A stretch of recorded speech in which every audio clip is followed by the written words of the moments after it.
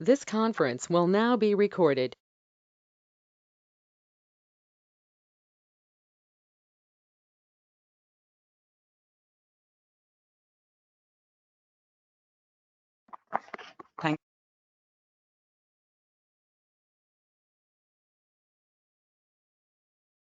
Thank you Deepak sir.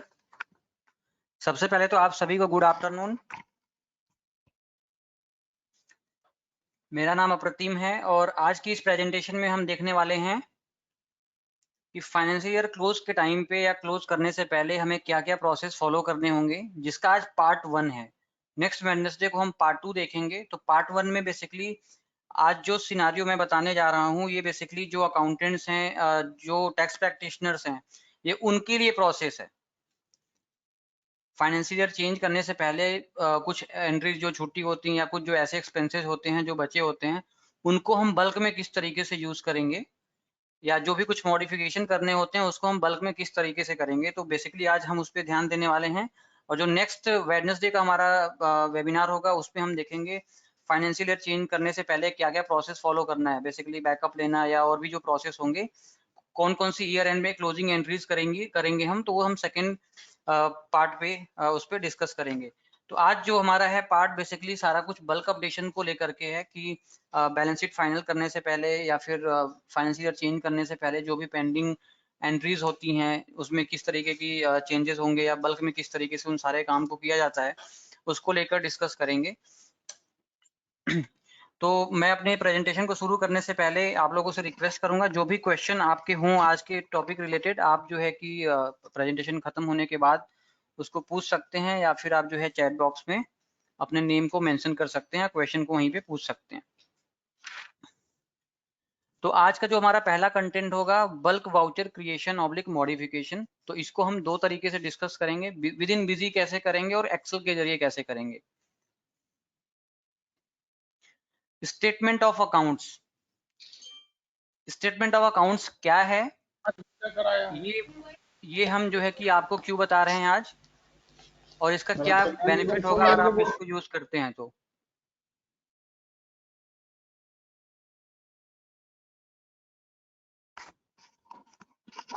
Confirmation of accounts और confirmation of GST. तो basically ये 4 points है जिसको जिसको लेकर के आज हम आज की इस प्रेजेंटेशन में डिटेल में डिस्कशन करने वाले हैं।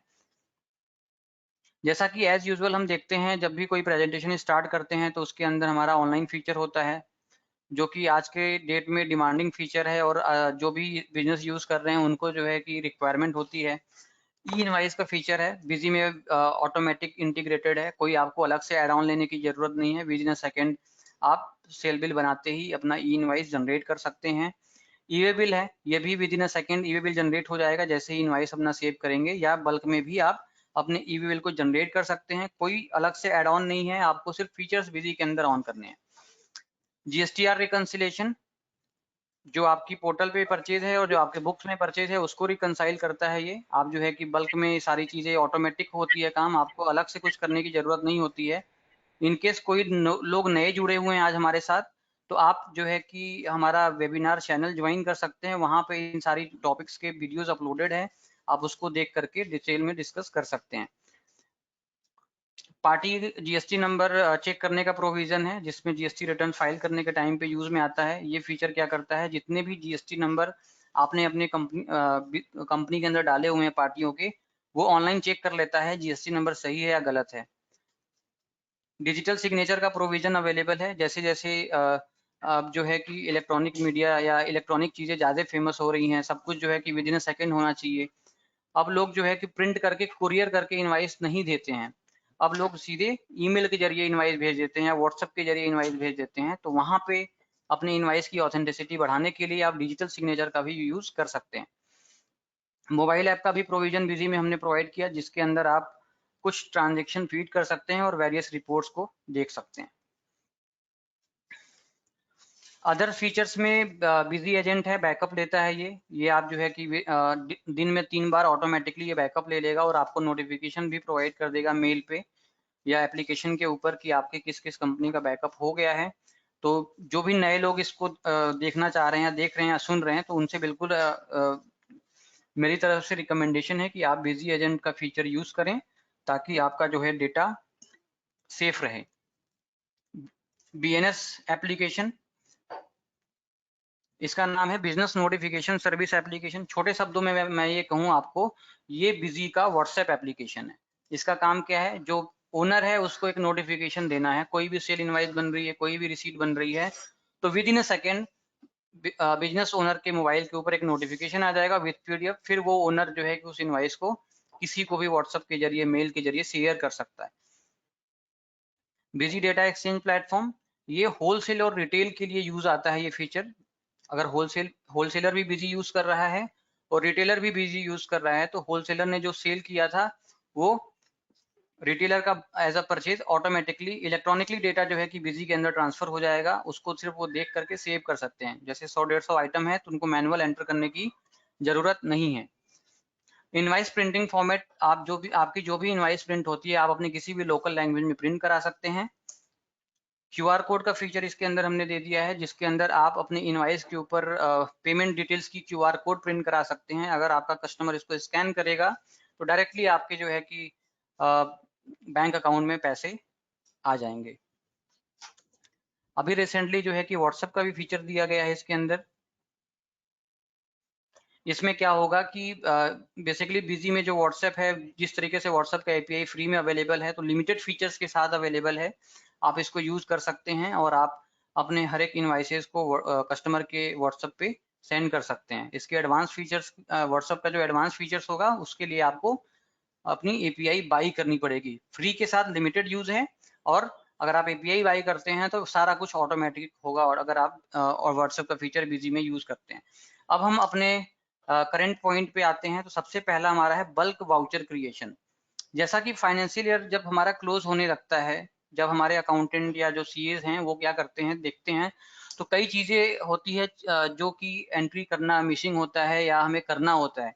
तो पहला उसके अंदर आएगा ऑप्शन वाउचर रेप्लिकेशन का। वाउचर रेप्लिकेशन का मतलब ये हुआ कि कोई भी एक वाउचर है जो आप रिपीटली बना रहे हैं। आपने एक वाउचर बना लिया, फिर उसी वाउचर को रिपीट बना दिया, हर महीने के एंड में या हर डेली बेसिस पे वो वाउचर होने चाहिए आपके। एग्जाम्पल के लिए, जैसे मान लीजिए ऑफिस का रेंट होता है, वो फिक्स है, एक साल में सेम अमाउंट जाएगा।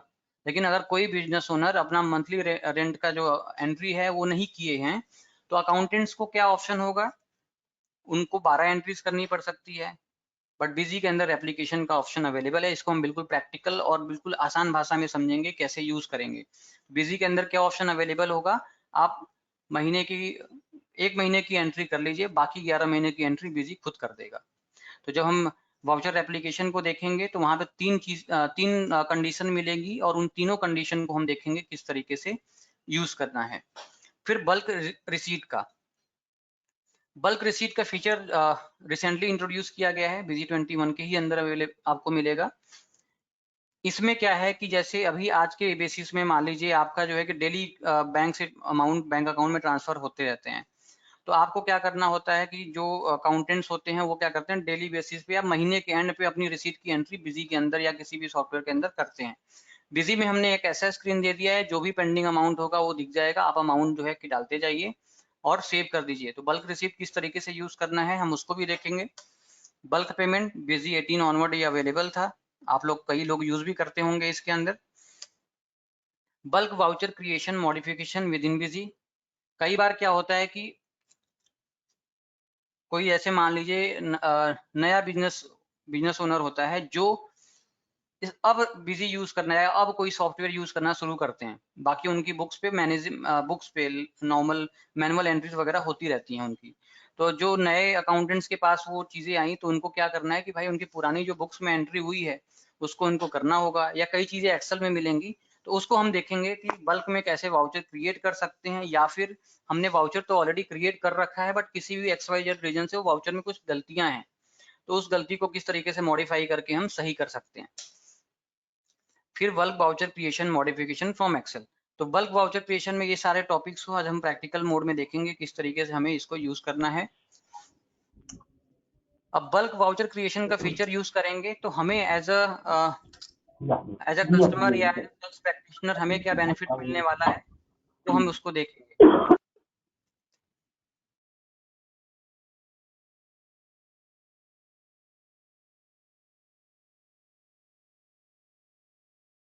तो पहला है आपका क्लर्कल एफर्ट बहुत ही कम हो जाएगा, जैसे बल्क रिसीट की बात हुई, बल्क पेमेंट की बात हुई, या वाउचर एप्लीकेशन की बात हुई, तो ये सारा चीज विद इन अ मिनट या विद इन अ सेकेंड हो जाता है अगर हमारा सारा प्रोसेस प्रॉपरली फॉलो हमने किया है। तो हमारा टाइम बचेगा, कॉस्ट भी बचेगा, फ्लेक्सिबल होता है अकाउंट के साथ और टाइम पीरियड के साथ। किसी भी टाइम पीरियड पे या किसी भी अकाउंट से आप ये सारी चीजों को आप रेप्लिकेट करा सकते हैं। एक ये एडवांस यूटिलिटी है जो आपके प्रैक्टिस को और भी एफिशिएंट बनाती है, और with in a single click आपके सारे वाउचर रेप्लिकेट हो जाएंगे। तो अब हम इसको प्रैक्टिकल देखते हैं बिजी के अंदर। सबसे पहला हमारा काम क्या होगा करने के लिए, तो बल्क ऑफ क्रिएशन के अंदर सबसे पहला जो ऑप्शन है हमारा वाउचर एप्लीकेशन का, तो हम वाउचर एप्लीकेशन को समझते हैं। मैंने जैसा कि अभी जब बताया था तो पहला एग्जांपल था ऑफिस रेंट का। मैंने अपने बिजनेस की कोई भी जो है कि ऑफिस की एक्सपेंसेस की एंट्री नहीं करी थी बिजी के अंदर। अब मेरे सीए के पास गया है या मेरे अकाउंटेंट के पास गया है, उनके पास ऑप्शन क्या बनता है कि वो 12 महीने की ट्रांजेक्शन मतलब टोटल 12 ट्रांजेक्शन मैनुअल बनाए, या पहला ट्रांजेक्शन मैनुअल बना ले, बाकी 11 ट्रांजेक्शन बिजी ऑटोमेटिकली कर देगा। तो इस एग्जांपल को लेके चलते हैं। तो मान लीजिए एक हमें पेमेंट की या जर्नल एंट्री कोई भी ट्रांजेक्शन, जैसे मैं कोई एक अगर मान लीजिए ट्रांजेक्शन में इतने ट्रांजेक्शन आ रहे हैं, मैं किसी एक का एग्जांपल दे रहा हूं तो उसके जरिए सारे ट्रांजेक्शन के साथ सेम रूल अप्लाई होता है। तो मैं क्या करता हूं, यहाँ पे पेमेंट की एंट्री कर लेता हूं। मैं पेमेंट की एंट्री 30/4 को एक करता हूं।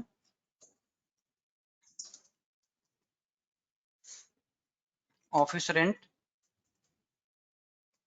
12,000, कैश बैंक या जो भी है आप यूज कर सकते हैं, इसको मैंने सेव कर दिया। ठीक है, अब मुझे क्या करना है, एक जो एंट्री मैंने अपनी रेंट की कर ली उस 11th मंथ के लिए ऑटोमेटिकली पास कराना है। उसके लिए हमें आना होगा एडमिनिस्ट्रेशन में, बल्क अपडेशन। इसमें मिलेगा हमारे पास ऑप्शन वाउचर रेप्लिकेशन।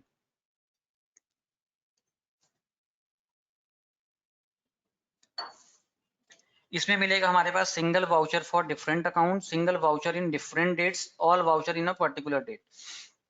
तो जो मैंने ऑफिस रेंट का एग्जांपल लिया वो किस कंडीशन में आता है, वो आता है single voucher in different date में। एक ही वाउचर मुझे बनाना है लेकिन डिफरेंट डिफरेंट डेट में बनाना है। ठीक है, फिर ये नीचे पूछेगा सेलेक्ट वाउचर टू रेप्लिकेट। आप उस वाउचर को सेलेक्ट करिए जिसको रेप्लिकेट करना है। तो सारे ट्रांजेक्शन दिखेंगे आपको, आप अपने हिसाब से कोई भी ट्रांजेक्शन को सेलेक्ट कर सकते हैं। तो जैसे मैं पेमेंट वाले को जा रहा हूँ सेलेक्ट करने, तो मैं पेमेंट को सिलेक्ट करूंगा। टेम्पलेट बाय डिफॉल्ट यहाँ पे कुछ नहीं आएगा, आपको न्यू टेम्पलेट पे जाना है। न्यू टेम्पलेट पे क्लिक करेंगे, ये नई विंडो ओपन होगी। यहाँ पे आपको सेलेक्ट करना है वाउचर टाइप कौन सा है। तो मेरे एग्जांपल के लिए पेमेंट था, मैं पेमेंट को सिलेक्ट करूंगा। फिर शो वाउचर लिस्ट, किस वाउचर को रेप्लिकेट करना है आपको, तो यहाँ पे सारा फिल्ट्रेशन पूछेगा। तो मैं यहाँ पे फिल्टर डाल के अपने उस ट्रांजेक्शन को यहाँ पे सेलेक्ट करूंगा। ठीक है, तो अब मेरे पास 30 में इस डेट में 2 एंट्रीज आ रही हैं। तो मेरा ऑफिस रेंट वाला जो है कि एक्सपेंसेस था, मैं उसको सेलेक्ट करूंगा और उसको ओके प्रेस करूंगा। फिर ये पूछ रहा है टेम्पलेट नेम, इस टेम्पलेट का नेम क्या होगा, तो मैं यहाँ पे नेम दे दूंगा बाइफरकेशन के लिए ऑफिस रेंट। इसको सेलेक्ट करके यहाँ पे मैंने ऑफिस रेंट को सेलेक्ट किया और इसको ओके प्रेस करके यहाँ पे आ जाएंगे नीचे। तो ये हुआ टेम्पलेट बनाने का प्रोसेस। टेम्पलेट कैसे बनेगा, अब जैसे ही टेम्पलेट हमारा बन गया यहाँ पे, मैंने ऑफिस रेंट को सेलेक्ट किया। फिर ये नीचे पूछ रहा है basis for voucher to replicate, किस बेसिस पे आप वाउचर को रेप्लिकेट करना चाहते हैं। तो डेली है, डेली किस बेसिस पे होगा वो भी मैं अभी सेकेंड एग्जाम्पल के जरिए बताऊंगा आपको। वीकली है, फोर्थ नाइट मतलब 2 सप्ताह के बीच में, मंथली। तो मेरा ऑफिस रेंट का एग्जाम्पल था तो वो मंथली में आता है। ठीक है, तो अब ये पूछ रहा है कि स्टार्ट डेट और एंड डेट। जैसा कि मैंने 30/4 को एक एंट्री कर ही लिया था, तो मैं यहाँ पे क्या करूंगा 1/5 सेलेक्ट करूंगा, 1/5 से 31/3 तक। फिर ये पूछ रहा है डे बिटवीन, किस डेट के बीच में वो एंट्री पोस्ट करे। 1 है या 2 है, जैसे आप चाहते हो 1 तारीख को बन जाए, 2 को बन जाए, या 1 से 5 के बीच में बन जाए, तो वो आप यहाँ पे नंबर डाल सकते हैं। फिर ये पूछ रहा है जनरेट अमाउंट रैंडमली।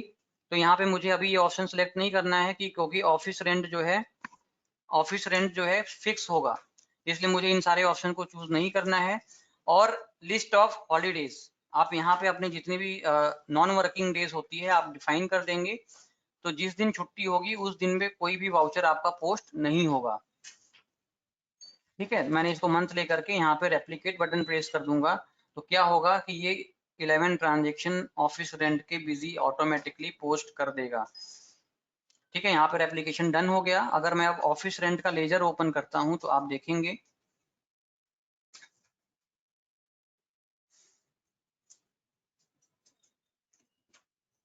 वो सेम एंट्रीज मेरी यहाँ पे पोस्ट हो गई है।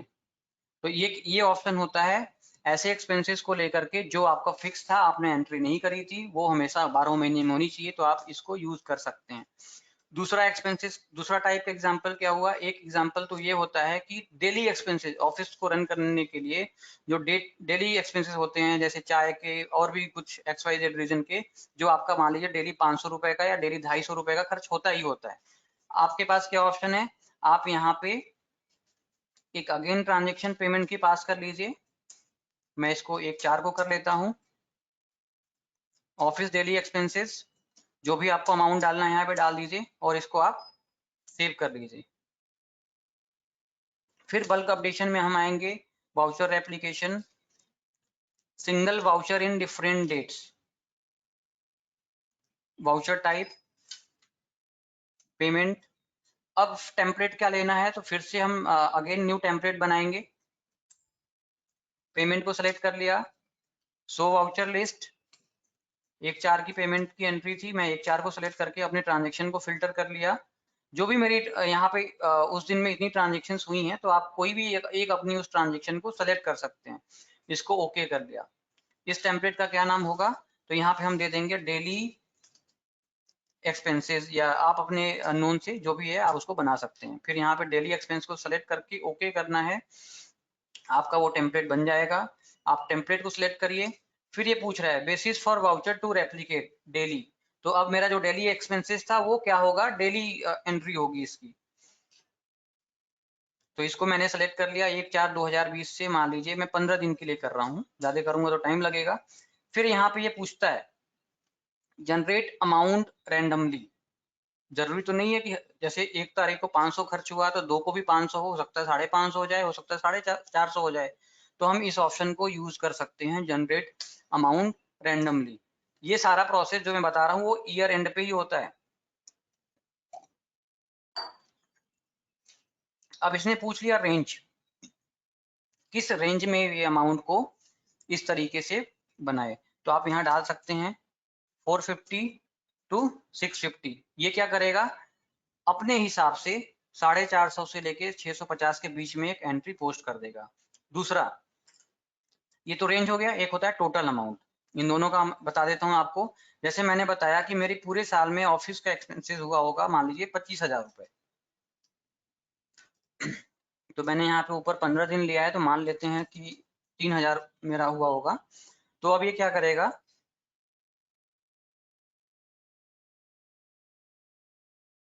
इस 3,000 को 15 दिन में डिवाइड कर देगा और 15 एंट्रीज पोस्ट हो जाएंगी। तो जैसा आपको यूज होना है आप उस तरीके से यूज कर सकते हैं। आप रेप्लिकेट कर दीजिए, 15 एंट्री ये पोस्ट कर देगा, या फिर पूरे 365 दिन के लिए वो एंट्री पोस्ट कर देगा।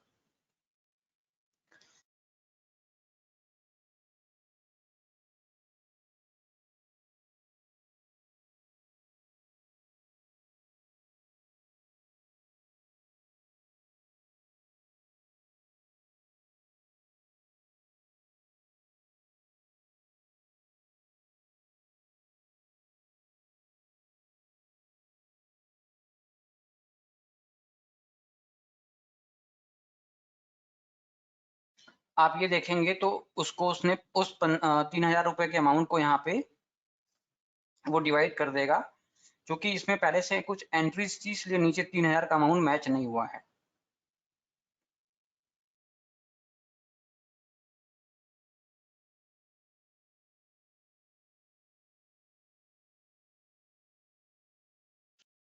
अब जो नेक्स्ट एग्जांपल है हमारे पास वो क्या है,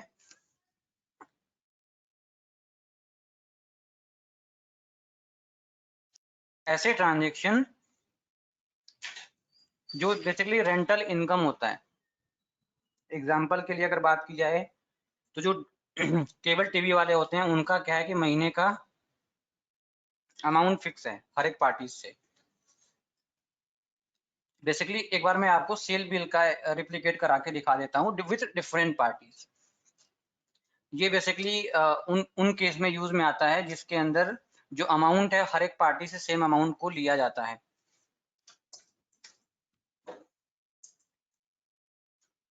तो एक 3 को एक बिल बना देता हूं मैं।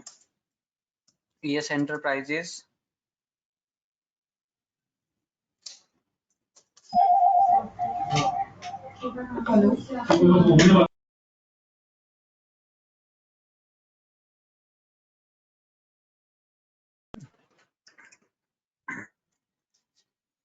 अब मुझे जो है कि जितने लोगों को भी मैं डिश टीवी का सर्विस प्रोवाइड कराता हूँ, ये केबल टीवी का सर्विस प्रोवाइड कराता हूँ, तो मुझे सबको तो बिल रेज करना ही है उसी अमाउंट से। तो मेरे पास ऑप्शन है, मैं 100 लोगों को सर्विस देता हूँ तो 100 बिल मैनुअल बनाऊं या एक बिल बना लूं, बाकी 99 पार्टीज को सेम अमाउंट से बिल ऑटोमेटिकली रेज करा दूं। तो वो एग्जांपल हम देखने जा रहे हैं। मैंने पहले क्या किया, एक बिल बना लिया।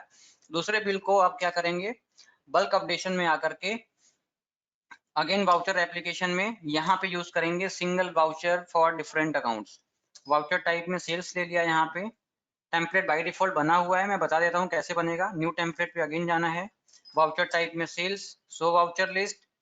जिस सीरीज में मैंने एंट्री करी थी उस डेट की एंट्रीज को बाइफरकेट करके यहाँ पे लोड कर लूंगा, वो एंट्री दिख जाएगी। उस एंट्री को सिलेक्ट करना है मुझे, ओके करना है, और उस टेम्पलेट का नाम जो भी आपको देना है आप उसको दे दीजिए और इसको सेलेक्ट करके यहाँ पे आप ओके प्रेस कर दीजिए।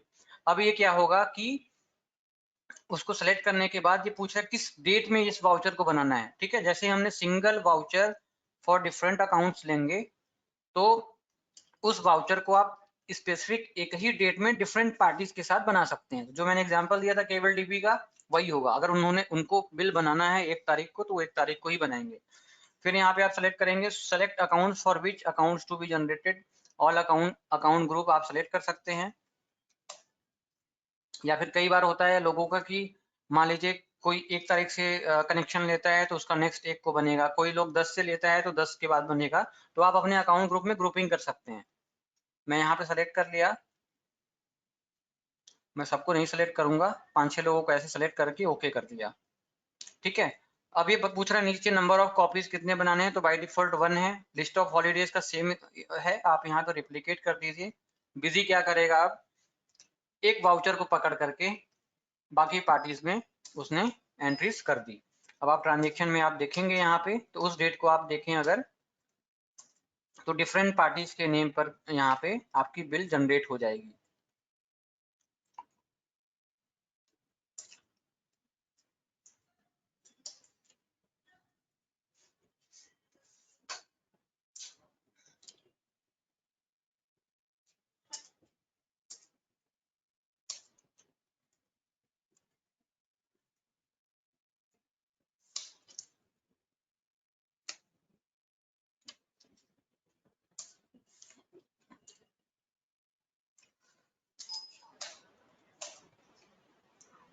ये 4/2020 था शायद।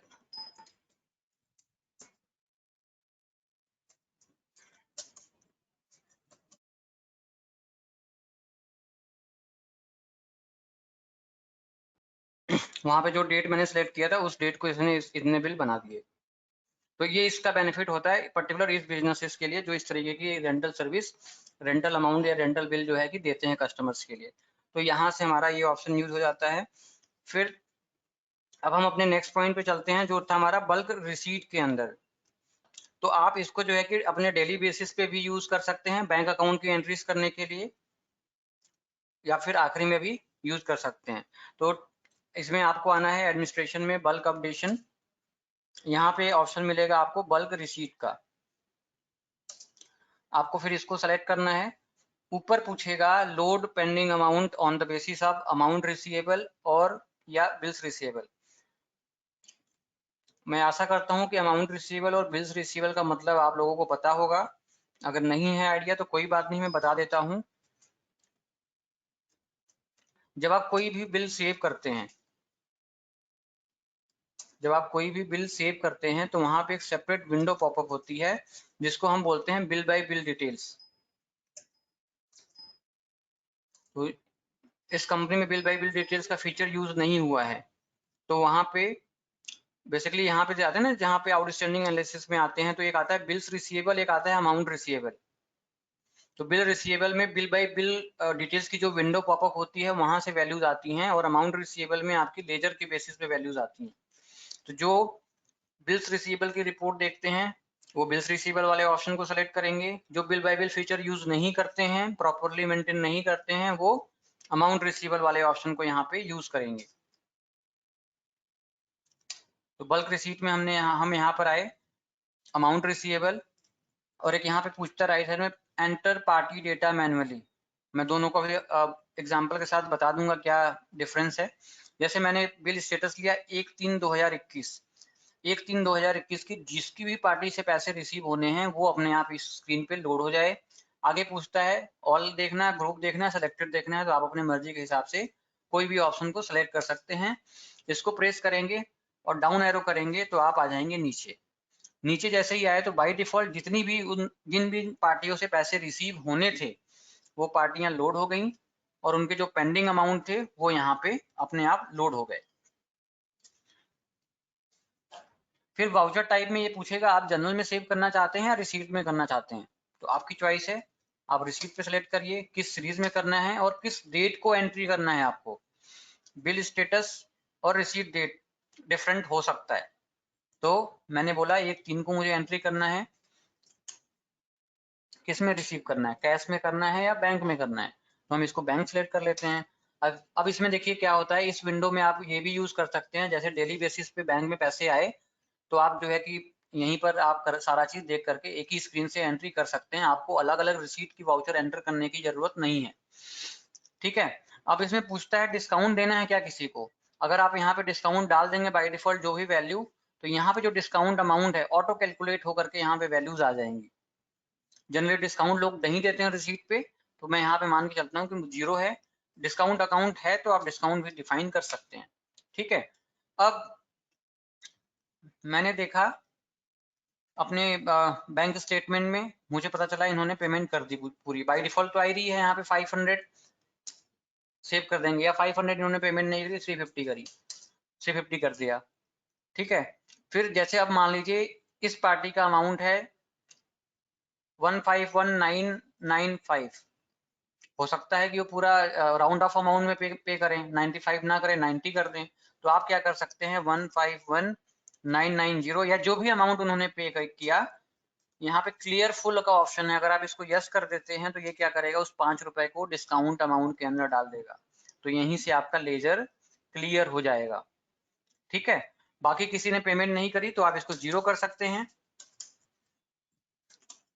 किसी ने कर दी पूरी अमाउंट तो यहाँ पे पूरा डाल देंगे। फिर आपको क्या करना है, यहाँ पे सेव बटन प्रेस करना है, तो जितनी भी पार्टियां यहाँ पे होंगी स्क्रीन के ऊपर, उन सारी पार्टीज की 1/3/2021 के अंदर रिसीट की एंट्रीज ऑटोमेटिकली सेव हो जाएगी।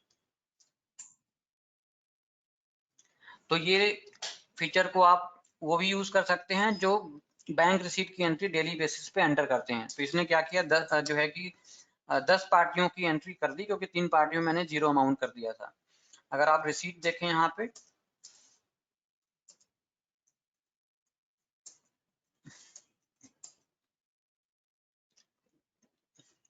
तो उन सारी रिसीट यहाँ पे सेव हो गई। तो ये रिसीट का फीचर था, बल्क में रिसीट एंट्री करने की। उसी तरीके से बल्क पेमेंट है, लेकिन अभी बल्क रिसीट में भी फिर एक बार जाता हूँ। अब यहाँ पे था कि आप एंटर डेटा मैनुअली, आप इसको टिक करेंगे तो क्या होगा, जब डाउन एरो करके आएंगे तो यहाँ पे कोई भी पार्टी देखिए लोड नहीं हुआ है। यहाँ पे आपको अपनी पार्टीज को जिसको भी पेमेंट करने जा रहे हैं उसको मैनुअल सेलेक्ट करना होगा, और उसका बैलेंस कुछ है तो आपको ये दिखाई दे देगा कि ये बैलेंस पेंडिंग है। आप यहाँ पे अमाउंट जो है डाल सकते हैं। ठीक है। तो ये मतलब था ऊपर का डेटा का, एंटर पार्टी डेटा मैनुअली। उसी तरीके से जो बिल्स रिसीवेबल यूज करते हैं, तो बिल रिसीवेबल के बेसिस पे जो अमाउंट पेंडिंग होगा वो आपको इस स्क्रीन में नजर आता है। तो ये प्रोसेस था हमारा बल्क रिसीट का। पेमेंट में भी कोई डिफरेंस नहीं है, सेम है बिल्कुल एज इट इज। विंडो बिल्कुल सेम है, सारे कॉन्सेप्ट बिल्कुल सेम है, तो मैं यहाँ पे कोई एग्जांपल देने नहीं जाऊंगा, मैं सीधे डाउन स्क्रीन करके नीचे आ जाता हूँ। तो जिसकी जिसकी पेमेंट करने की अमाउंट पेंडिंग होगी वो यहाँ स्क्रीन पे आ गया।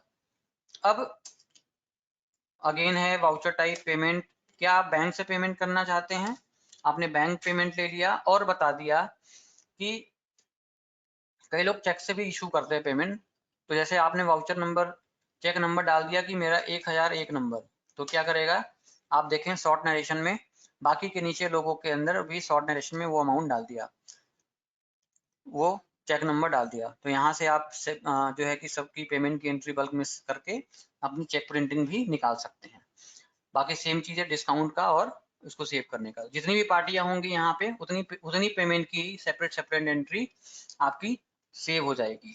तो आप इस फीचर को यूज कर सकते हैं, अपने डेली यूज में भी यूज कर सकते हैं, और जो हमारे अकाउंटेंट्स हैं वो तो आखिरी में यूज करेंगे ही। अब हमारा जो नेक्स्ट पॉइंट है बल्क वाउचर क्रिएशन का के ऑप्शन में bulk voucher creation oblique modification. ठीक है, तो जैसे मान लीजिए अभी मैं एक एक्सेल के जरिए बता देता हूँ। मेरे पास एक्सेल सीट है जिसके अंदर कुछ रिसीट की एंट्री जो हैं अवेलेबल सेल वाउचर की। ये एक एक्सेल सीट है। हो सकता है जो आपके पास एक्सेल सीट हो और हैवी हो, उसमें और भी डिटेल्स हो, तो उससे कोई मतलब नहीं है। जो भी इंफॉर्मेशन आपके एक्सेल में हो है, अगर वो रो वाइज है तो as it is data Busy के अंदर इंपोर्ट होता है। तो अभी मैं इतनी डेटा को लेकर के आपको समझाता हूँ कि हमें किस तरीके से यूज करना है। मान लीजिए आपके पास ये सेल्स रजिस्टर की कोई भी एक एक्सेल सीट अवेलेबल है। मैंने जानबूझ करके यहाँ पे कम इंफॉर्मेशन रखा है ताकि कंफ्यूजन ना हो आप लोगों को। ठीक है, तो पहला क्या चीज करना है कि हमें ये देखना है कि जब हम नॉर्मल मैनुअल सेल्स की बिल बनाते हैं बिजी के अंदर, तो हमें क्या क्या चीजें एंटर करनी होती है। उसी बेसिस पे हम यहाँ पे इस इंफॉर्मेशन को देखेंगे। तो पहला क्या होना चाहिए हमारे पास, पहला तो हमारे पास पार्टी होनी चाहिए, तभी तो हम बना पाएंगे उसको सेल बिल। उस पार्टी का जीएसटी नंबर होना चाहिए, तभी तो जीएसटी रिपोर्ट में प्रॉपर रिफ्लेक्ट करेगा। ये तो मैंडेटरी चीजें हो गई। उसी तरीके से पार्टी का मोबाइल नंबर है, एड्रेस है, कुछ भी है, रो वाइज मिलेगा, तो आप उन सारी इंफॉर्मेशन को आप इंपोर्ट कर सकते हैं। तो पहला क्या इंफॉर्मेशन हुआ, पहला तो पार्टी बिजी के अंदर क्रिएट होना चाहिए। तो सबसे पहले हम क्या करेंगे, इस पार्टी को बिजी के अंदर क्रिएट करेंगे। फिर दूसरी क्या होनी चाहिए, आइटम तो होना चाहिए, तो फिर हम आइटम को भी क्रिएट करेंगे सबसे पहले, फिर हम सेल वाउचर को इंपोर्ट करेंगे। तो यहाँ पे इंफॉर्मेशन बहुत सी लिमिटेड है। अगर आपकी एक्सेल शीट में वो सारी इंफॉर्मेशन है तो आप उनको सेलेक्ट करेंगे। बस आपको यहाँ पे आप ये देख सकते हैं कि करना कैसे है। बाकी जो सारी चीजें जो आपकी कुछ चीजें होंगी वो आप खुद से देख करके कर सकते हैं। जैसे मुझे पहले काम, इस एक्सेल शीट को इंपोर्ट करने के लिए पहला काम ये हो गया कि मुझे जो पार्टियां हैं उनको इंपोर्ट करना है। दूसरा क्या, जो आइटम्स हैं उसकी एचएसएन कोड है, उसकी टैक्स रेट है, उसको इंपोर्ट करना है, तभी तो मैं बना पाऊंगा बिल। फिर हम जाएंगे फाइनल सेल बिल को इंपोर्ट करेंगे। मतलब अगर इस एक्सेल शीट को अगर मैं किसी एक नई कंपनी में इंपोर्ट करूं तो मुझे 3 बार इंपोर्ट करना होगा। पहले पार्टी को, दूसरी बार आइटम को, फिर तीसरी बार सेल बिल को। ऐसा नहीं है कि ये इंपोर्ट नहीं होगा, एक बार में भी इंपोर्ट हो जाएगा, लेकिन मैं जानबूझ के बोल रहा हूँ तो 3 स्टेप में करना होगा, क्योंकि जो पार्टी है और जो आइटम है उनकी डिटेल्स सेल बिल के साथ इंपोर्ट होने के टाइम पे नहीं आती है। इसलिए आप पहले आइटम को इंपोर्ट करें, फिर पार्टी को करें, फिर जो है आप बिल को इंपोर्ट करें, ताकि जो जीएसटी में रिफ्लेक्शन हो एक्यूरेट हो, एज इट इज हो। तो इसको देखते हैं। आपको क्या होना है, आना है डेटा एक्सपोर्ट इंपोर्ट के अंदर, import master from MS Excel. अगर आप सबसे पहले आइटम इंपोर्ट कर रहे हैं तो आप आइटम को सेलेक्ट करिए। अब यहाँ पे मैंने कुछ चीजें बाय डिफॉल्ट पहले से सेलेक्ट किया हुआ है कि आइटम नेम किस कॉलम में था। जैसे मान लीजिए यही आइटम एलियास ही है, तो किस कॉलम में है वो, एक्सेल के। तो आइटम नेम मेरा एक्सेल के एफ कॉलम में था, यहीं पे तो है।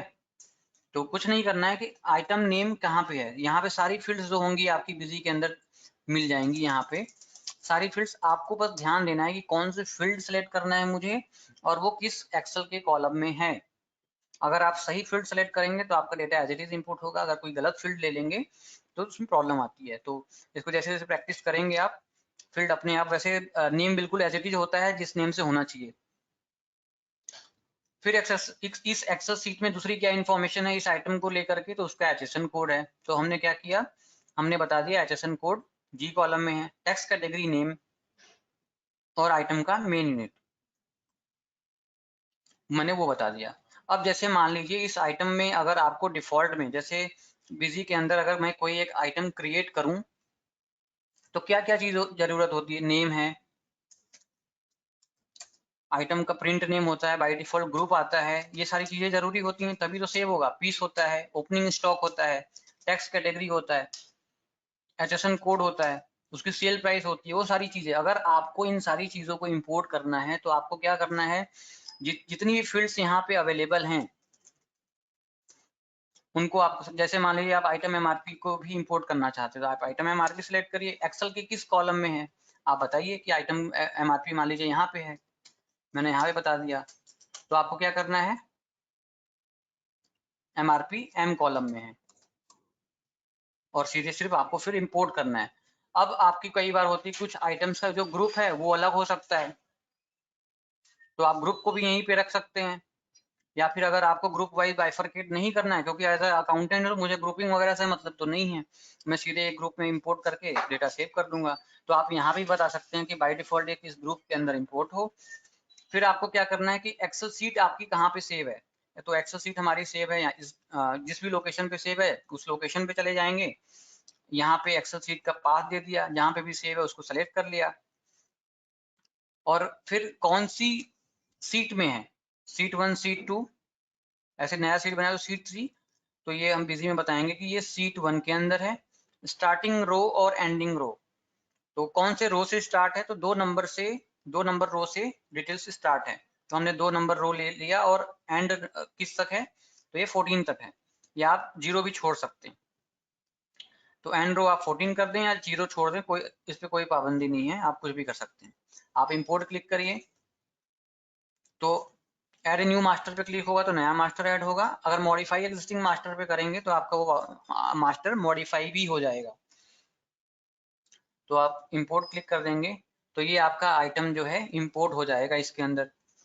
इसी तरीके से आपका अकाउंट इंपोर्ट हो जाएगा।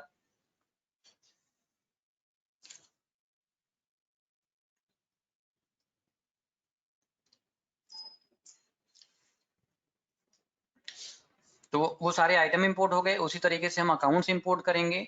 अब मैंने यहाँ पे 3 चीज लिया है, अगर आपको एड्रेस भी इंपोर्ट करना है तो आप पूछ रहे हैं address line 1, line 2, line 3, 4, party का ईमेल, पार्टी का मोबाइल नंबर, पार्टी का पैन नंबर, यहाँ पे सारे फील्ड्स हैं। आप बताइए कि किस फील्ड वो इन्फॉर्मेशन एक्सेल के किस रो में होती है, और आप यहाँ पे इंपोर्ट कर देंगे जैसे मैंने बाकी चीजें बताया, तो आप इंपोर्ट कर देंगे तो आपकी पार्टी जो है यहाँ पे इंपोर्ट हो जाएगी। अब इस एक्सेल शीट से मेरा आइटम और मेरा पार्टी जो है इंपोर्ट हो चुका है। अब वाउचर इंपोर्ट करने के लिए हमें क्या करना है बिजी में, तो यहाँ पे आएंगे इंपोर्ट वाउचर फ्रॉम एक्सेल, इस ऑप्शन को सेलेक्ट करेंगे तो पूछता है कौन सा वाउचर इंपोर्ट करना है, सेल, परचेज, सेल रिटर्न, सारे जितनी भी चीजें यहाँ दिख रही है आप सारे को इंपोर्ट कर सकते हैं। एग्जाम्पल के लिए मैं सेल्स बता रहा हूँ आज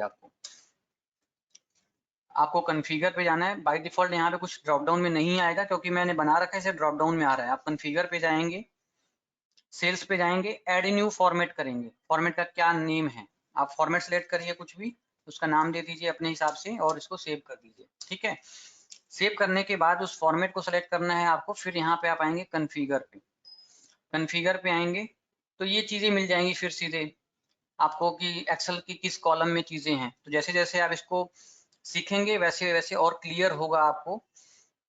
तो मैं जैसे बताऊं सेल्स में सेलेक्ट करके, यहाँ पे कई चीजें मिलेंगी आपको। एक तो हेडर मिलेगा, हेडर फील्ड, आइटम फील्ड, और जैसे अगर आप देखिए बिल क्रिएट करेंगे मैनुअल, तो series, date, voucher number, sale type, party, material centre और नरेशन, ये जो पार्ट है इतना, इसको हम क्या बोलते हैं, हेडर पार्ट। ये जो ऊपर का पार्ट है उसको हम बोलते हैं हेडर पार्ट। आइटम के अंदर इस लाइन में आने के बाद जो भी सारी चीजें होती हैं वो होती हैं बॉडी पार्ट। तो हमें यहाँ कंफ्यूज नहीं होना है, हेडर में ये सारी चीजें मिलती हैं, ये इसके बिना हम आगे जा ही नहीं पाएंगे, तो हमें उस चीजें सेलेक्ट करनी पड़ेगी। तो यही होता है, यहाँ बाहर पूछ रहा है आपसे हेडर पार्ट, तो हेडर फील्ड में क्या चीज, मैंने बताया वाउचर बिल डेट किस कॉलम में है, वो ए कॉलम में है। वाउचर बिल नंबर किस कॉलम में है, तो वो बी कॉलम में है। पार्टी का नेम किस कॉलम में है, तो वो सी कॉलम में है। ठीक है, इसी तरीके से सारी इंफॉर्मेशन बताता गया। आइटम नेम एफ में है, क्वांटिटी आई में है, यूनिट जे में है और प्राइस के में है। इस एक्सेल को इंपोर्ट करने के लिए 10 तरीके हैं। अब 10 तरीके से इंपोर्ट कर सकते हैं। अभी मैं बिल्कुल सिंपल तरीका वाला ऑप्शन बता रहा हूँ आपको। अब कई बार होता है कि जैसे कि ये वाली बिल मेरी LGST वाली है, ये वाली बिल मेरी IGST वाली है, ये वाली LGST है, ये IGST है। ठीक है, मैं अभी इस कॉन्सेप्ट को नहीं बता रहा यहाँ पे, वो भी बिल्कुल इजी होता है। कुछ और नहीं, बस हमें अपनी एक्सेल सीट में वो मॉडिफिकेशन करनी पड़ती है। अभी हम ये मान के चलते हैं कि जितनी भी सारी ट्रांजेक्शन यहाँ पे है, वो सारी की सारी ट्रांजेक्शन LGST वाली है या IGST वाली है। ठीक है, तो उसको हम अभी मान के ये चलते हैं कि सारी ट्रांजेक्शन LGST की है। तो मैंने यहाँ पे सेलेक्ट किया और सेव कर दिया। जब हम इसको सेव कर देंगे तो फॉर्मेट नेम सेलेक्ट करने के बाद आप जैसे ही एंटर प्रेस करेंगे तो यहाँ पे कुछ चीजें दिखाई देंगी। आपको क्या करना है, नए वाउचर ऐड करने हैं। बाय डिफॉल्ट उसी पर टिक होता है। अगर आपको मॉडिफाई भी करना है तो आप यहाँ पे मॉडिफाई सेलेक्ट कर सकते हैं। बढ़ रहा है वो ठीक हो जाएगा जल्दी। तो आप लोगों के भी जो अभी लग रहा है कि बहुत ज्यादा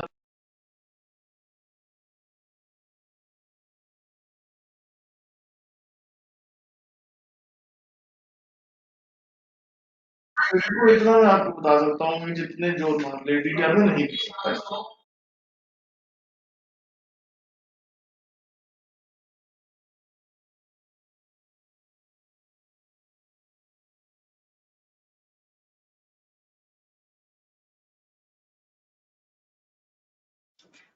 ठीक है, अब ये देखिए मैंने बताया था आपको कि सेल टाइप, जब हम बिल बनाते हैं बिजी के अंदर तो सेल टाइप पूछता है। LGST का मतलब लोकल बिल बनने वाला है, IGST का मतलब IGST वाले बिल बनने हैं। तो मैंने बताया एक्सेल सीट में कि मुझे अभी मान के चलते हैं कि पूरी की पूरी बिल LGST वाली है, इसलिए मैंने यहाँ पे सेल टाइप, जो भी सेल टाइप बिल बनाते समय आएगा सारा ड्रॉप डाउन में नजर आएगा आपको, आप उसको सेलेक्ट कर सकते हैं। तो मैंने यहाँ पे LGST आइटम वाइज सेलेक्ट कर लिया। अगर ये होता है, जैसे देखिए यहाँ पे डेट भी नहीं पूछ रहा, ट्रांजेक्शन टाइप भी नहीं पूछ रहा, कुछ चीजें हाईलाइट नहीं है, इसका मतलब ये है कि हमने उसको कॉन्फ़िगरेशन के अंदर ही बता दिया था। ठीक है, अगर मेरा ट्रांजेक्शन दोनों टाइप की है, LGST भी है और IGST भी है, तो कुछ नहीं करना है, मुझे इंसर्ट करना है, हेडर फील्ड लेना है। यहाँ पे पूछ रहा है sale type oblique purchase type, उसको लेना है। और एक्सेल सीट में मैं बता दूंगा यहाँ पे N वाले कॉलम में कि ये मेरी ट्रांजेक्शन LGST की है, तो N बता दिया यहाँ पे। ठीक है, और इसको मैंने सेव कर दिया। अब यहाँ से क्या होगा कि मेरी IGST वाली ट्रांजेक्शन है या LGST वाली ट्रांजेक्शन है, दोनों यूज कर लेंगे। अब क्या करना होगा, मुझे एक्सेल में क्या चेंज करना पड़ेगा, मुझे LGST आइटम वाइज के नेम को कॉपी करना होगा और यहाँ पे पेस्ट करना होगा, ताकि एक्सेल तो बता सके कि ये LGST की ट्रांजेक्शन है कि नहीं है। तो ये कॉपी कर लिया और यहाँ पे मैंने पेस्ट कर दिया और इसको बोला ये L नहीं है, ये वाला I ट्रांजेक्शन है। ठीक है, तो ये चेंजेस हमें करना होगा अपने एक्सेल सीट के अंदर।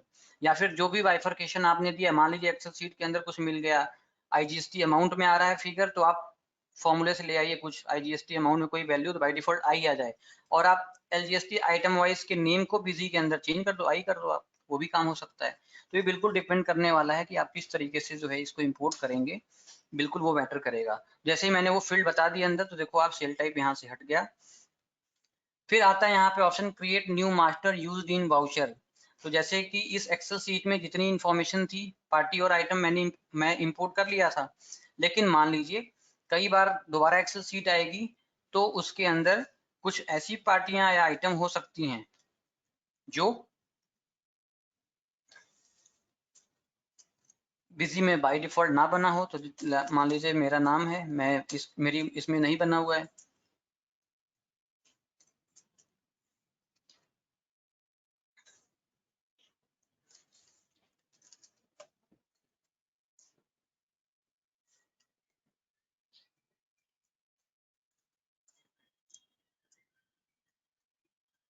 ठीक है, तो अब यहाँ पे हमें क्या करना होगा,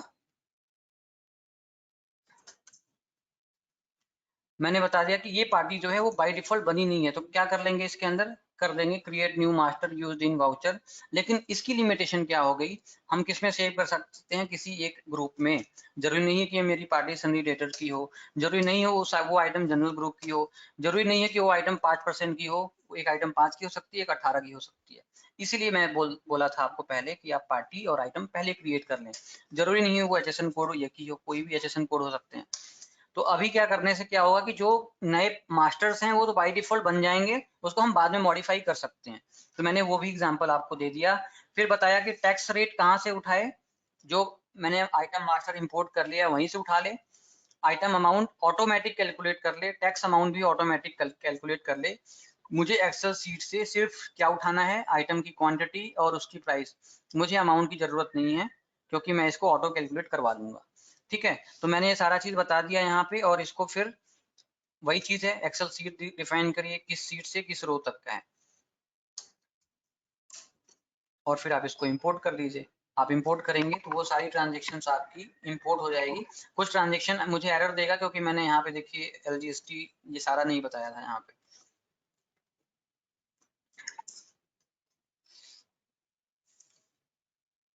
ठीक है, वही एरर भी दिया, वही इनवैलिड सेल टाइप। तो मैं अबाउट करके फिर से जो है इसको इंपोर्ट कर देता हूँ।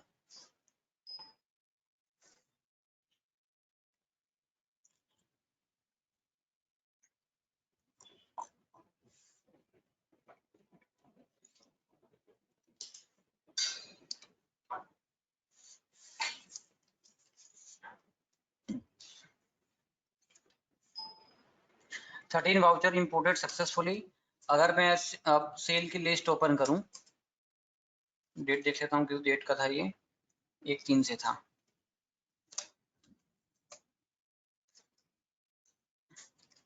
तो आप देखें तो यहाँ पे वो सारी वाउचर्स इंपोर्ट हो गई है। ठीक है, अब यहाँ पे अगर आप क्वांटिटी को भी मैच करेंगे, सम 1110, हो सकता है कुछ ट्रांजेक्शन पहले से पड़ी हो, या दो वाउचर हमारे पहले से इंपोर्ट हो गए थे, वो मॉडिफाई नहीं हुआ था। फर्स्ट टाइम मैंने इंपोर्ट किया था तो वो ट्रांजेक्शन जो है पहले से दो इंपोर्ट हो गए थे, उन दोनों को मैंने ओवरराइट नहीं किया था, इसलिए total transaction number of transaction यहाँ पे ज्यादा है, इसलिए क्वांटिटी चेंज हो गई। अब ये जब बात देखिएगा, जो मैंने पार्टी और आइटम इंपोर्ट नहीं किया था पहले से, उसके अंदर बिल तो मेरा आ गया, लेकिन हो सकता है ये पार्टी रजिस्टर्ड हो सकता हो इस पार्टी के पास GST नंबर हो, तो वो एज अनरजिस्टर्ड सेव हुआ है। फिर आपको बल्क में आकर के अकाउंट्स को मॉडिफाई करना होगा ताकि आपकी GST रिपोर्टिंग प्रॉपर सेक्शन में जा सके। उसी तरीके से आइटम के लिए भी सेम रूल अप्लाई होता है। हो सकता है इसका जनरल ग्रुप ना हो सकता है इसका कोई और टैक्स रेट हो, तो वो हमें करना होगा। हमें अपने आइटम्स और अकाउंट्स पहले इंपोर्ट कर लें, या वाउचर इंपोर्ट करने के बाद आइटम और अकाउंट्स को मॉडिफाई करके उसको सही सेक्शन में रिफ्लेक्ट कराएं। अब देखिए हर एक ट्रांजेक्शन को अगर मैं देखूंगा यहाँ पे, तो आप देखेंगे सब कुछ ओके इंपोर्ट किया है। 65 क्वांटिटी, आप एक्सेल में देखेंगे तो 65 क्वांटिटी, प्राइस 792.28, 792.28 इतना ही लिया था मैंने। बाकी चीज बोला था ऑटो कैलकुलेट कर दो, बिजी ने खुद ही टैक्स कैलकुलेट कर दिया, फाइनल अमाउंट कैलकुलेट करके दे दिया यहाँ पे। आप इसको इंपोर्ट कर सकते हैं। बाकी अगर कई लोगों को क्या होता है जी, सारा कुछ एक्सेल में ही है, टैक्स अमाउंट भी एक्सेल में है, फाइनल अमाउंट भी है, तो वो भी आप प्रोसेस बिल्कुल इजिली इंपोर्ट कर सकते हैं। लेकिन आपको फील्ड सेलेक्ट करना आना चाहिए। आप प्रॉपर फील्ड सेलेक्ट करेंगे तो वो सारी इंफॉर्मेशन इंपोर्ट हो जाएगी। इसी तरीके से जितनी भी ट्रांजेक्शन्स होती हैं बिजी के अंदर, आप एक्सेल के जरिए इंपोर्ट कर सकते हैं। आपको सिर्फ जा करके जनरल पेमेंट में भी आपको जा करके फॉर्मेट बताना होता है, तो मैं इसका नहीं बताऊंगा, आप इसको देख सकते हैं हेल्प डॉक्यूमेंट्स में जा करके। अब ये होता है कि एक्सेल से हो गया, विद इन बिजी कैसे करें, तो बिजी में भी विद इन बिजी भी सेम ऑप्शन है। बल्क अपडेशन में आना है आपको, multiple bulk voucher creation slash modification. ये जैसे वहां पे हमने देखा सेम एज इट इज है, कोई डिफरेंस नहीं है, वो एक्सेल से इंफॉर्मेशन पिक होता था, यहाँ आपको मैनुअल बताना होगा। ठीक है, तो कॉन्फ़िगरेशन वगैरह जैसे मैंने एक्सेल में बताया था वैसे ही है कॉन्फ़िगरेशन। बस यहाँ पे आपसे नहीं पूछेगा कि ये फील्ड कौन से एक्सेल के कॉलम में होता है, और कोई डिफरेंस नहीं है। आप इसको सेलेक्ट कर लेंगे, बाकी सारा प्रोसेस सेम है। आप अपडेट करेंगे, अपडेट करने के बाद क्योंकि यहाँ पे मैं क्या करने जा रहा हूँ, नया वाउचर बनाने जा रहा हूँ। ठीक है, देखिए ऐड न्यू वाउचर्स पे है, मैं अपडेट करके आया तो बिल नंबर क्या होगा, वो यहाँ डाल दिया मैंने। बिल नंबर क्या होगा वो डाल दिया। पार्टी नेम ड्रॉप डाउन में आएगी, सेलेक्ट कर लीजिए। आइटम नेम ड्रॉप डाउन में आएगी, सेलेक्ट कर लीजिए। क्वांटिटी डाल दीजिए, यूनिट डाल दीजिए, प्राइस क्या होगा वो डाल दीजिए। तो मैं इसको 31/3 ले लेता हूँ ताकि मैं वाउचर को आपको दिखा सकूं। इसी तरीके से अगर आपकी इस वाउचर के अंदर मल्टीपल आइटम्स हैं तो अगेन आपको ये सारी चीजें रिपीट करनी होगी, क्योंकि ये वाउचर नंबर के बेसिस पे ही कैलकुलेट होता है। जैसे मैंने वाउचर नंबर 4 टाइम ए और 3 टाइम ए किया तो 2 वाउचर बना देगा।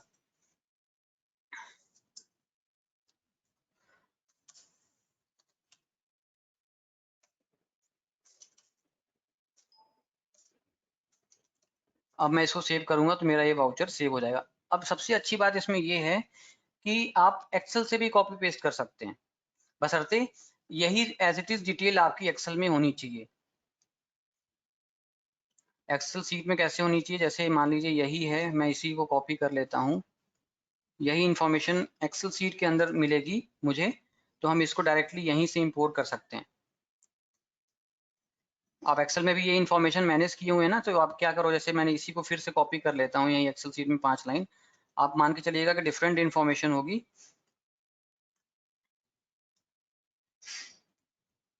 आप इसको कॉपी करिए यहाँ पे और बिजी में पेस्ट कर दीजिए। बिजी में आप पेस्ट कर दीजिए और आप इसको सेव कर देंगे तो आपकी ट्रांजेक्शन वो सेव हो जाएगी। क्योंकि मेरा यहाँ पे वाउचर नंबर जो है कि सिमिलर था तो वो इस तरीके से हो जाएगा। तो ये हो गया आपका बल्क वाउचर क्रिएशन मॉडिफिकेशन। उसी तरीके से मल्टीपल अकाउंट क्रिएशन और आइटम क्रिएशन मॉडिफिकेशन है, ये आपका विद इन बिजी होता है और एक्सेल वाला ऑप्शन एक्सेल के जरिए होता है। तो ये सारा ऑप्शन था हमारा वाउचर क्रिएट करने का या फिर बल्क में मॉडिफिकेशन का।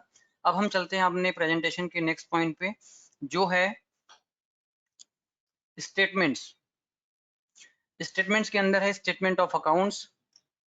ये स्टेटमेंट्स ऑफ अकाउंट है, आप देखेंगे यहाँ पे। तो अब स्टेटमेंट ऑफ अकाउंट्स क्या है, ये बेसिकली ये है कि आपने अपने बुक्स में पार्टीज से सेल करी, परचेज करी, पेमेंट रिसीट जो भी करी, सारी कुछ मैनेज किया आपने। ईयर एंड पे अपनी बुक्स क्लोज करने से पहले आप एक स्टेटमेंट ऑफ अकाउंट बीजी से ईमेल कर दीजिए डायरेक्टली उनको, और इसमें ये लिखा होगा, ये देखिए ये चीज मेरी आपसे है, फाइनल अमाउंट मेरा ये बन रहा है। आप अपने पास मैच कर लीजिए, अगर कोई डिस्क्रिपेंसीज है तो आप बता दीजिए। इससे क्या होगा कि जैसे आपने इस स्टेटमेंट्स ऑफ अकाउंट्स को निकाल करके पार्टीज को मेल कर दिया, कोई भी डिस्क्रिपेंसीज है तो आपको बता देंगे कि ये गलतियां रह गई हैं, इसको सुधारना होगा।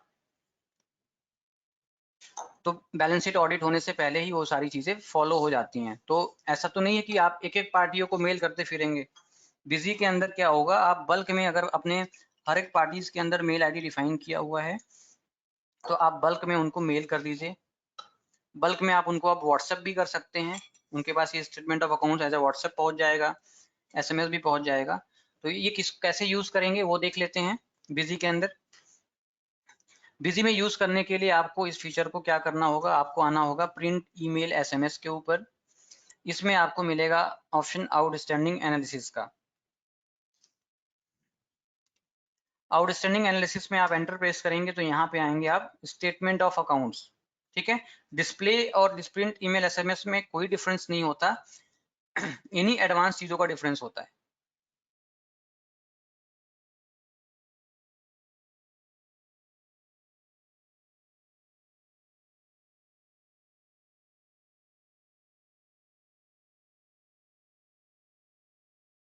अगर आप डिस्प्ले की आउटस्टैंडिंग एनालिसिस को देखें तो छोटा सा थोड़ा सा है।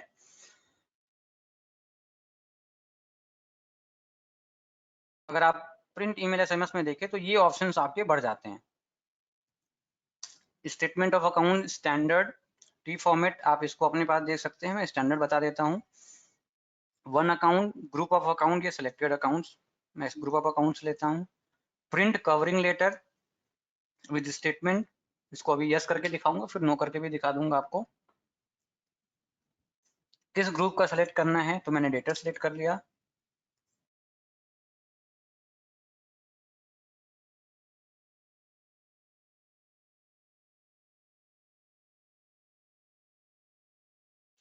Format for printing by default standard आएगा, आप स्टैंडर्ड सेलेक्ट करेंगे। फिर सारे इंफॉर्मेशन हैं,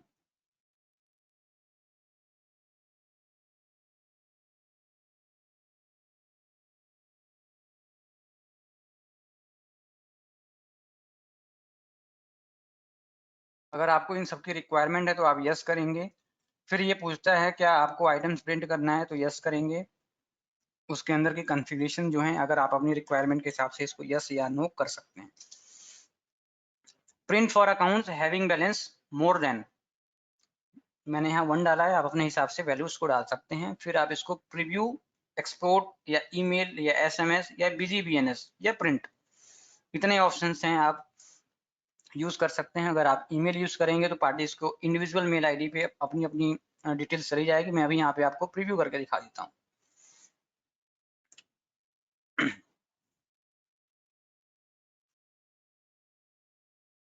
तो इस प्रीव्यू में आया टू मेरी कंपनी का नाम, फ्रॉम सॉरी टू पार्टी का नाम, उसकी एड्रेस होगी, फ्रॉम में मेरी कंपनी का नाम, स्टेटमेंट ऑफ अकाउंट इस डेट से इस डेट तक। इसमें ये इन्फॉर्मेशन बाय डिफॉल्ट बिजी के द्वारा लिखा गया है, given details for your accounts and other details जो भी लिखा हुआ है। नीचे क्या आएगा, इस पीरियड में जो भी ट्रांजेक्शन हुई होगी इस पार्टी की, वो ट्रांजेक्शन की डिटेल्स और जो फाइनल बना होगा वो यहाँ पे आपको दिखाई देगा। ठीक है, अगर आप इसको ईमेल करेंगे तो यही इन्फॉर्मेशन उनके पास पहुंच जाएगी। इसके अंदर लिखा हुआ है कि अगर सारा इन्फॉर्मेशन सेम है तो आप प्लीज आप हमें इन्फॉर्म करें विद ड्यूली साइन। अगर आपको ये इन्फॉर्मेशन चेंज करना है, आपको ये जो मेल में कंटेंट लिखा हुआ है तो वो आपको अपने हिसाब से चेंज करना है, तो वो भी मैं बता दूंगा कि कैसे चेंज होगा। वैसे ही आप देखें अगर दूसरी पार्टी का, तो उसमें हर पार्टी का डिफरेंट डिफरेंट चीजें होंगी। जैसे इस पार्टी का है जिसके अंदर ढेर सारी ट्रांजेक्शन हैं, तो ये इस तरीके से दिखेगा। और ये पेज 2 पे भी जा रहा है तो यहाँ पे इस तरीके से आपको दिखाई देगा। आप यहाँ से मेल कर सकते हैं। मेल जैसे ही करेंगे तो उस पार्टी के मेल आईडी पे ये इन्फॉर्मेशन जो है कि ऑटोमेटिकली जो है पहुंच जाती है। अब इससे क्या होगा कि वो अपनी जो स्टेटमेंट्स है उसको मिलाएंगे, कोई किसी भी तरीके की गलती है तो आपको इन्फॉर्म कर देंगे, और इन्फॉर्म कर देंगे तो आप अपने पास चेंज कर सकते हैं। या फिर ये हो सकता है कि आपने मेल कर दिया, उन्होंने मेल देख लिया बट कोई रिप्लाई नहीं किया। ठीक है, आप अपनी अपनी बैलेंस शीट फाइनल कर ली। अब वो जो है कि 2 महीने बाद या 4 महीने बाद बोलते हैं जी ये मेरा गलत है, आप सही करो। तो आप क्या कब बोलोगे, मैंने तो आपको स्टेटमेंट ऑफ अकाउंट भेजा था, आपने तो कुछ किया ही नहीं, तो मुझे तो लगा कि सब कुछ सही है। तो यहाँ पर भी आप अपने आप को सेव कर सकते हैं।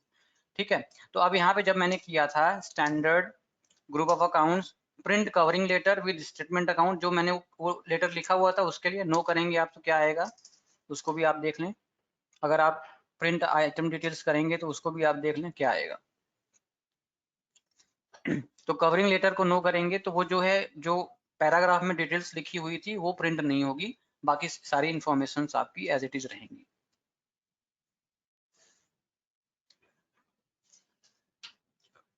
ठीक है, देखिए उसमें से वो सारी इंफॉर्मेशन जो लिखा हुआ था वो हट गया, बाकी नॉर्मल ट्रांजेक्शन जैसा ये दिखेगा, रिपोर्ट जैसे लेजर दिखता है आपको।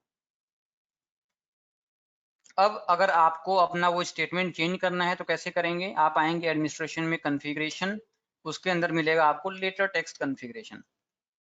इसमें मिलेगा आपको लेटर टेक्स्ट कॉन्फ़िगरेशन, आप इंटर प्रेस करेंगे। Statement of accounts, confirmation of account और पेमेंट रिमाइंडर दोनों के लिए है। स्टेटमेंट ऑफ अकाउंट में जाइए, ऐड पे क्लिक करिए, फॉर्मेट का नाम दे दीजिए जो भी आपको देना है, इस पे सेलेक्ट करिए। यहाँ पे आपको मिलेगा हेडर जो हेडर में लिखा होता है, और फुटर जो फुटर में लिखा होता है। आप हेडर में जाइए तो बाय डिफॉल्ट ये सारी चीजें ब्लैंक होगी। ठीक है, और इस तरीके से खुलेगी। मैंने लोड डिफॉल्ट किया, जो स्टैंडर्ड में होता है बाय डिफॉल्ट वही लोड हो गया। तो जो फील्ड्स हैं उनको नहीं चेंज करना, जैसे ये देखिए यहाँ पे ये सारी कंटेंट मैनुअल लिखा हुआ है, आप अपने हिसाब से अपनी कंटेंट यहाँ पे लिख करके सेव कर दीजिए। मान लीजिए मैं यहाँ से 3 लाइन को हटा देता हूँ, तो आप अपने हिसाब से जो कंटेंट लिखना है आप यहाँ पे अपनी कंटेंट लिख करके सेव कर दीजिए। वैसे ही फुटर में अगर आपको कुछ चेंजेस करने हैं अपने हिसाब से तो वो चेंजेस यहाँ पे भी आप अपनी चेंजेस कर सकते हैं। अब जब आप आएंगे यहाँ पे तो यहाँ पे आपसे पूछ लेगा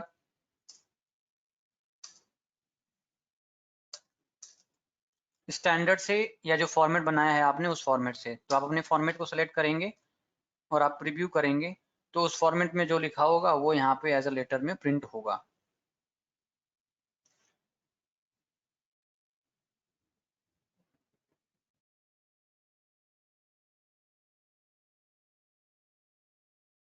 ठीक है, मैंने कैश सिलेक्ट कर लिया है और कैश की ट्रांजेक्शन ढेर सारी है तो टाइम लगाएगा। तो जो नेक्स्ट पॉइंट है अब हमारा स्टेटमेंट ऑफ अकाउंट्स, ये था। रीजन क्या है कि जो आपके बुक्स में है वो सामने वाले बुक्स में होना चाहिए। आप मेल कर देंगे उनको और वो कोई रिप्लाई नहीं करते हैं तो आपकी तरफ से सब कुछ ओके है। इन केस डिस्क्रिपेंसीज आती है तो फिर उसके लिए आप रिस्पॉन्सिबल नहीं होंगे क्योंकि उन्होंने रिप्लाई नहीं किया था। फिर नेक्स्ट पॉइंट आता है हमारे पास स्टेटमेंट्स के अंदर कंफर्मेशन ऑफ अकाउंट्स। इसमें स्टेटमेंट ऑफ अकाउंट्स और कंफर्मेशन ऑफ अकाउंट्स में कोई मेजर डिफरेंस नहीं है। स्टेटमेंट ऑफ अकाउंट्स के अंदर क्या होता है, पूरी ट्रांजेक्शन की डिटेल्स आती थी, और कंफर्मेशन ऑफ अकाउंट्स में इस पार्टी की जिस डेट को आप मेल कर रहे हैं उस मेल में क्या अमाउंट पेंडिंग था, डेबिट अमाउंट था या क्रेडिट अमाउंट था, ये आएगा। ठीक है, इसमें भी जो लिखा हुआ है कंटेंट आप चेंज कर सकते हैं कंटेंट को, जैसे मैंने वहां पे बताया था। फिर आता है मेन पॉइंट स्टेटमेंट का, कंफर्मेशन ऑफ जीएसटी। तो फाइनेंशियल ईयर क्लोज होने से पहले या क्लोज जब भी आपकी बैलेंस शीट आउट हो तो आप इसको भी पार्टी को जरूर भेजें। कंफर्मेशन ऑफ जीएसटी में बिल्कुल सेम कॉन्सेप्ट वही है। उसमें आपको ये दिखाएगा कि आपने उनसे कितने का प्रोडक्ट बाई किया हुआ है, टैक्स अमाउंट क्या है, तो अपने वो बुक्स से मैच कर लेंगे। कोई डिस्क्रिपेंसीज होगी तो आप उस तरीके से देख सकते हैं। तो कंफर्मेशन ऑफ जीएसटी ये भी कंटेंट आप जो है कि यहाँ से देख सकते हैं। तो यहाँ पे हो सकता है बाई भी आए, हो सकता है सेल भी आए, तो अभी मैं बिजी में भी उसको दिखा देता हूँ कैसे यूज करेंगे आप कंफर्मेशन ऑफ जीएसटी के लिए। टाइम लगाएगा ओपन होने में।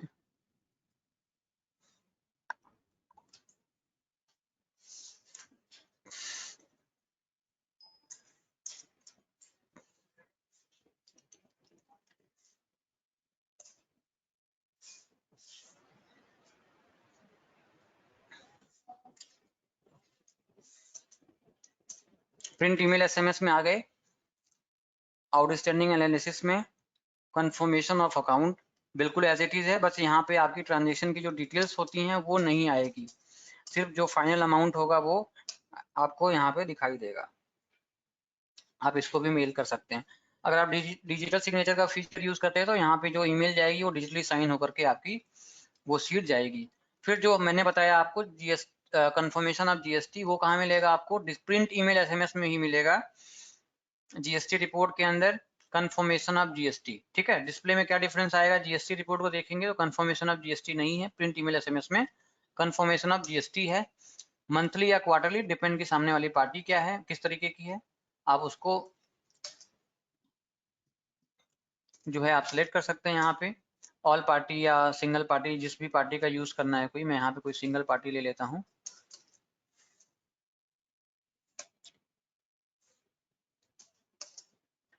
अप्रैल 2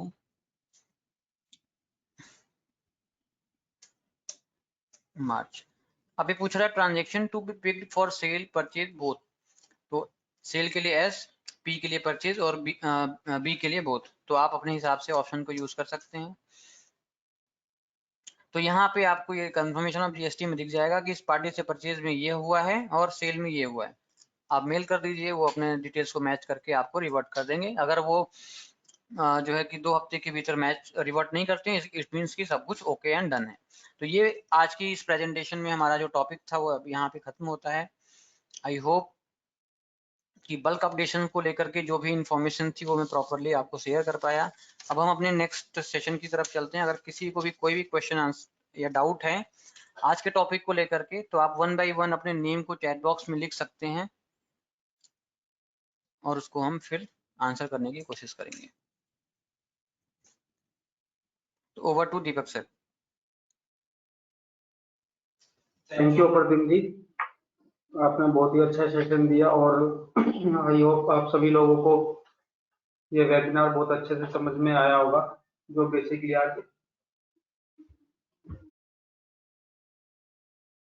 अमरसिंह जी ने बताया है। तो अब मेरी आप सभी लोगों से रिक्वेस्ट है कि अगर किसी की कोई क्वेरी है तो प्लीज वो अपना माइक अनम्यूट करे और इस सेशन से रिलेटेड ही डिस्कस करें।